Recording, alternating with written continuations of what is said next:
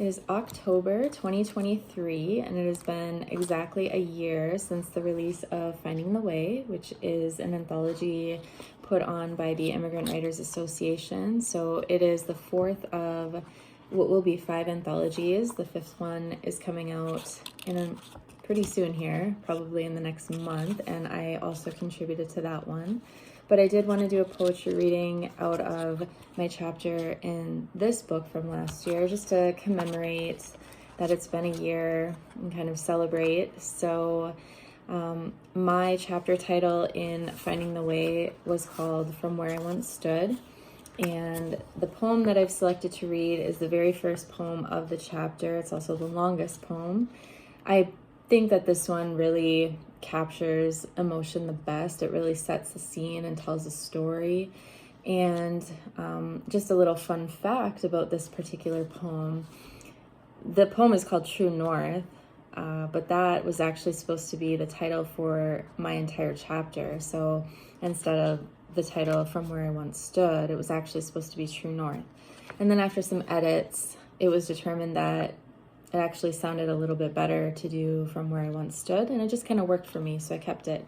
So yeah, that is a poem that I will be reading today, and I hope you enjoy. True North. They say it's easier to live in a border city. If you must leave your country, better to plant one foot on each side. Limbo. You're closer to home than those who cross oceans, they say. It'll be a smoother ride. And while home is just a 13-hour drive, coasting down a rolling freeway in the middle of the night, if I could afford it, a 1-hour plane ride. But it's been a year, and I still don't have a job that pays my bills, much less the immigration fees, both over and underqualified. 7 years of university schooling and 2 U.S. degrees.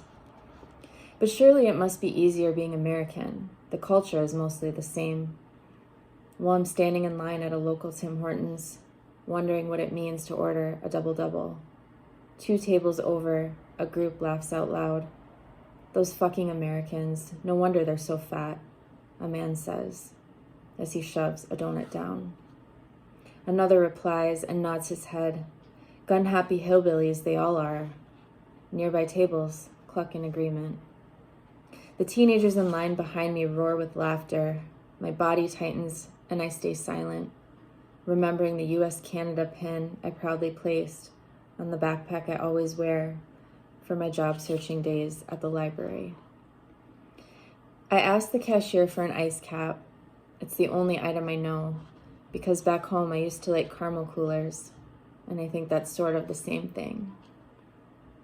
But it's much easier living on a border city. You're just a river cross away. I must admit, in the first 2 years it was nice to be able to catch a weak signal on my US cell phone from the banks of the Detroit River.